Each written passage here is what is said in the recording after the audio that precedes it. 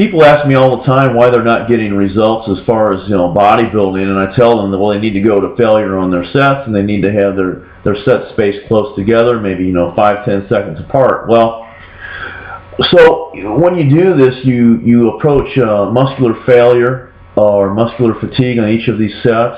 And why is that? Well, is it because the blood has been the muscle's so engorged with blood that it can't hold anymore? No, that's not what's happening.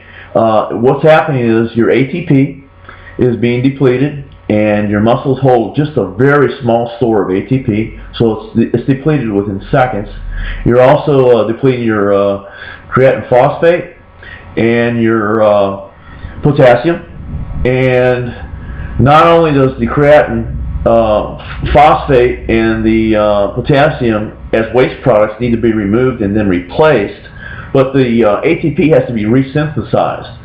Okay, and this takes less than a minute maybe, and but between running out of those things and getting the ATP resynthesized, what's going to happen is the glycogen stores are going to take over as a source of ATP, okay, until the creatine is replenished and becomes a precursor to ATP, a source for creating ATP. Now that sounds kind of complicated, but it's not. And all this happens in, like less than a minute.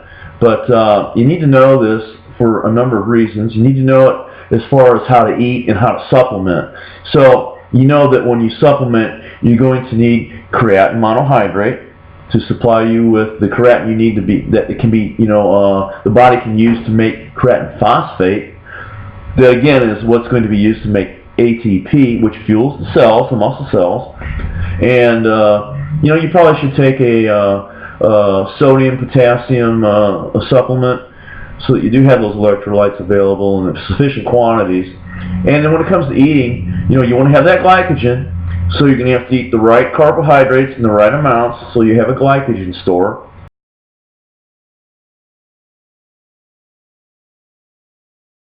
Okay, I'd like to give you a little bit more depth on this scenario, and that is that you have three types of muscle fibers. You have a type 1, a type 2A, and a type 2B.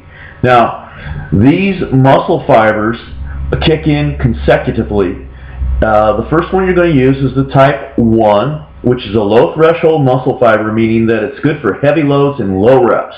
That's what you use as a power lifter. But when you're doing a bodybuilding set of 8, 10, 12 reps, this is the first type of muscle fiber that will be used.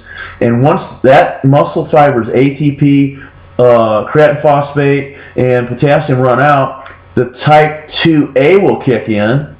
And again, once those elements are depleted from that muscle fiber, the type 2B muscle fibers will kick in, and then once the ATP, creatine phosphate, and potassium are exhausted from that third type of muscle fiber, the resynthesizing takes over. And again, it happens in seconds.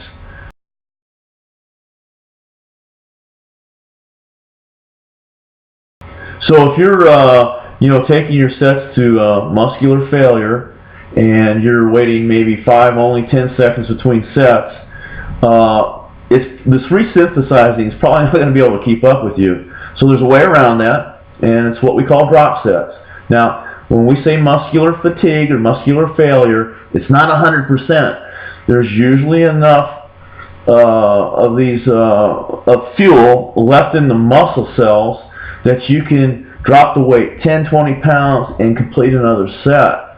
And when you do this, you're going to have a great pump, and you're going to tear down that muscle tissues. And that's what you have to do in order to get a muscle to grow. You must tear down the tissue.